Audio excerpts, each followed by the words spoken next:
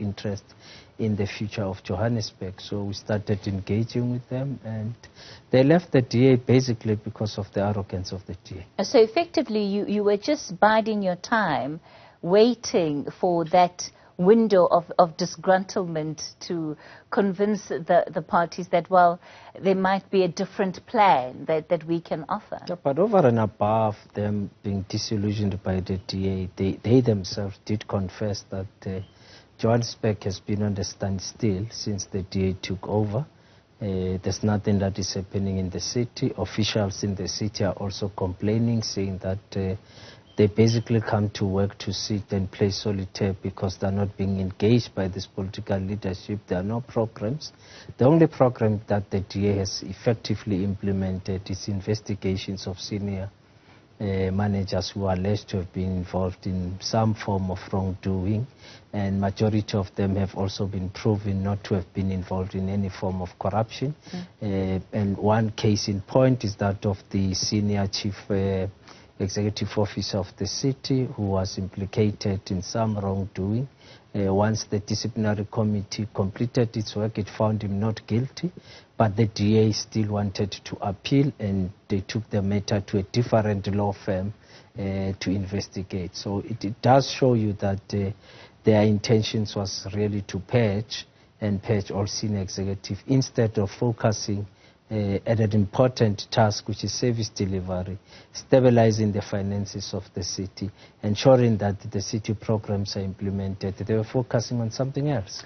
What we have seen with different other coalitions is that often between different parties, there will be varying strengths of alliances, right? So there will be some agreements between certain parties where you know this is a strong relationship, whereas with other parties you have to do a lot more work in nurturing those relationships. Yes. Who would you say are the people that you can depend on, the party that you would be relying very strongly on as you take on this position?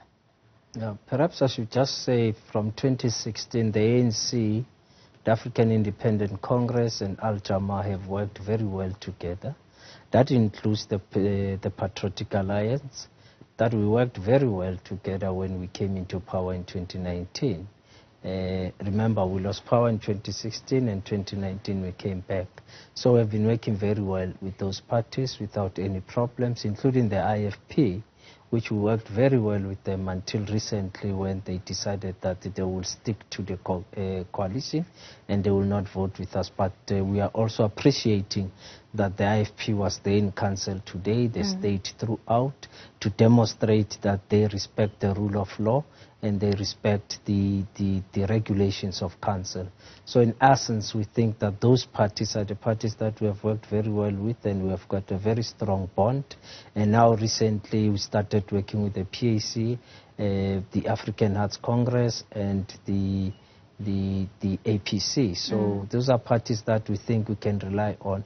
Basically, there's a shift of thinking, particularly with parties that in the main, those that share the same constituency that you find in the township, in the informal settlements, or basically what you call the black parties today, that there's a shift to start to consolidate ourselves, because we have all realized that the Democratic Alliance remains a white party with only white interests. And the EFF?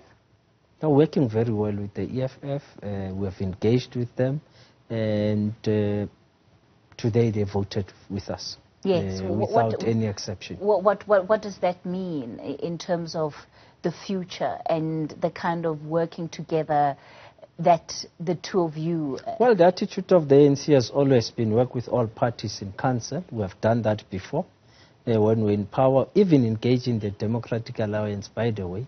So we'll work with everyone. We'll also work with the EFF, and we'll be glad if the relationship between the two of us is strengthened.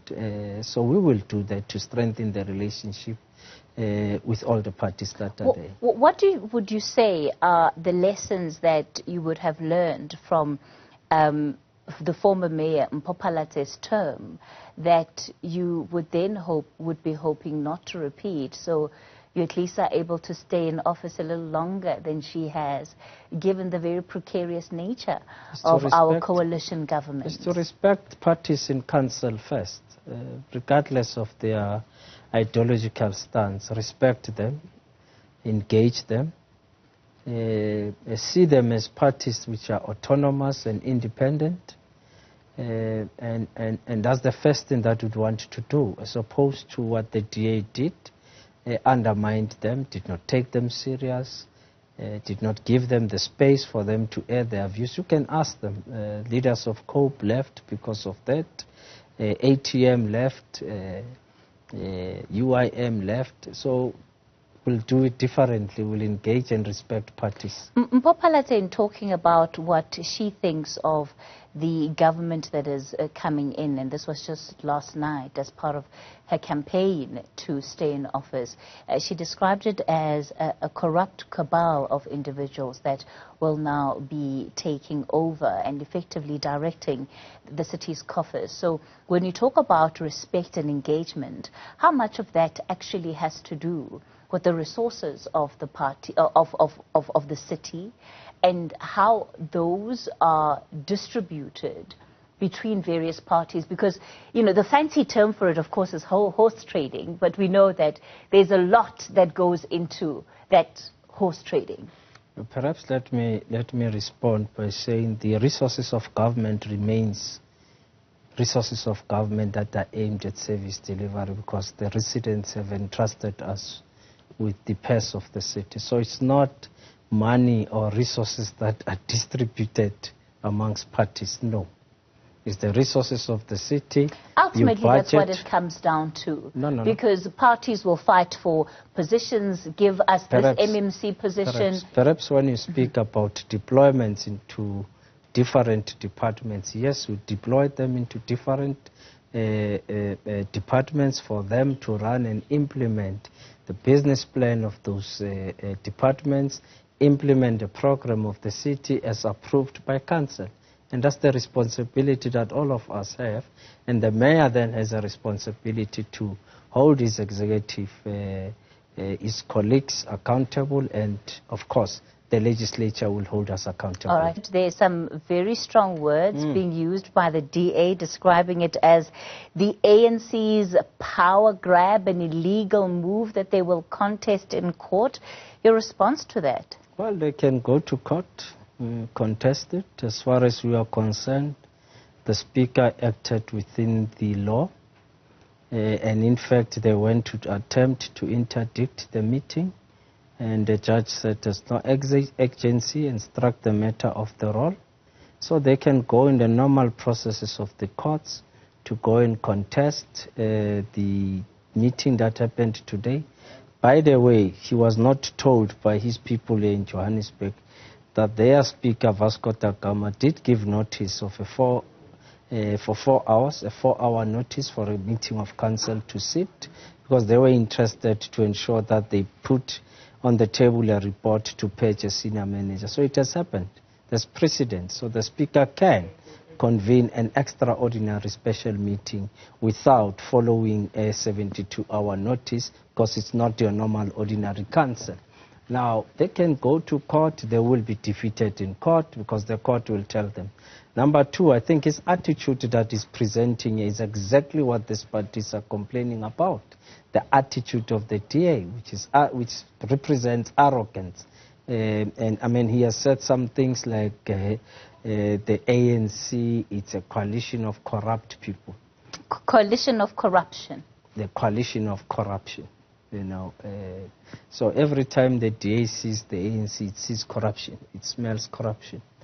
And that's a problem. And we will show you in the next 3 weeks, as we have taken up office, there will be cases after cases against their senior people, their councillors. In fact, we'll be starting with Mayor Phalatse, the former executive mayor, will be running after her on the issue of the field band, where they approved 11 million irregularly, which they paid to that NGO. So we will demonstrate to you that there is so much corruption that has been hidden in the 10 months that they've been in office, and we will demonstrate to the public. Mr. Morero, there's nothing wrong with identifying corruption and rooting it out. It's part of the problem of our politics, no, though, not that all of the parties that take over, and we'll stay with Johannesburg as the example, come in with a sense of vengeance, of we are here to expose what our predecessors did. And in as much as that is part and parcel of the job, the residents of the city of Johannesburg also want service delivery to be prioritized. And so the very same thing that you are accusing the former mayor Mpho Phalatse of having done, you now run the risk of doing exactly that. Because you said she had been so focused on rooting out and taking action against senior managers who are linked to corruption or accused of corruption, that there has been a program that you feel she failed to implement. Perhaps let me put this into proper context. We will not spend 90% of our time focusing on senior managers or councillors of the DA. There are already cases that are on the table from councillors of the DA. We will act on those. We are not going to. Yes, but if they're already on the table, then surely you can't take credit for them, because they wouldn't be taking place under you. They are on the table on our side as coalition partners. It's us who went out, opened a case against Mbundu, opened a case against Phalatse, opened a case against Councillor Sanus, the MMC for infrastructure. Those cases we have opened as opposition parties in the city of Johannesburg. And we will follow up on those issues to ensure that those issues are tended to by the law enforcement agencies and the courts in this country. That's one part. But we're not going to spend all our efforts in focusing on those cases. Our focus now, of course, will be on few other things that we want to do, focusing on the matter relating to load shedding, which we believe we may have better solutions to try and reduce. Will you be continuing to build on the current mayor's plan about shielding, about creating buffers for the city of Joburg? What plan as far as load shedding is concerned? No. There's no plan there. You can go and read it. There's no plan. There's nothing that she has presented. You can go and read what she presented. She then presented what she called a golden start. And in that golden start, she even admits now the leader of the DA misrepresents the facts. She says her performance is sitting at 80%. No. Her performance is at 51%. And that's what is contained in her own report. So it is important that we clarify these things. We've got solutions. We've got proposals that we have put together into a document that will help us first to reduce the impact of load shedding in Johannesburg, to try and keep the lights on so that the economy can run. So there are a number of innovative suggestions that we have in our document. And of course, we'll unveil our document to communities, to the media, so that you can see what our intentions are. When are you going to be moving into the mayor's office with the pending court challenges? Well, I have to... No. Tomorrow I'll be have you already moved in? No, tomorrow at 8 o'clock I'll be sworn in as the executive mayor of Johannesburg. So it's happening tomorrow at 8. The judge will be there.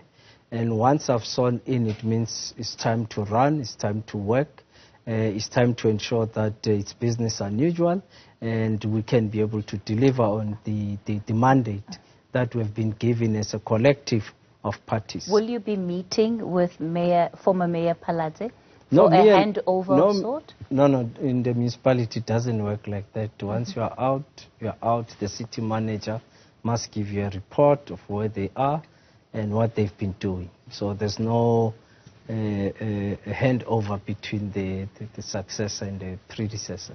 So but of course me and her have agreed on a coffee when was it? On Tuesday at the council meeting, that me and her still have to have coffee and can have discussions about the future of Johannesburg. And I suppose in that coffee we'll also talk about her failures and what I thought could have helped her to perform better. The problem is that the organization that she's representing and she was the face of, that's where the problem is, not necessarily Phalatse. Because I can tell you now, I don't think she was given the opportunity to exercise her own views. As you know that they've been commanded from Cape Town. So Johannesburg was actually ruled and governed from Cape Town. All right, Dada Morero, we'll leave it there for this morning. I imagine you're going to, or rather this evening, yes. I imagine you are going to have a great weekend ahead. Yes, of course, there's a lot of work to be done. Yeah. Dada Morero, the newly elected mayor of Johannesburg. How long will it last? That, of course, a very reasonable question with the way things have been going with coalition governments, but we'll leave it there with him for now. We'll take a quick break and then I'm back with you. A look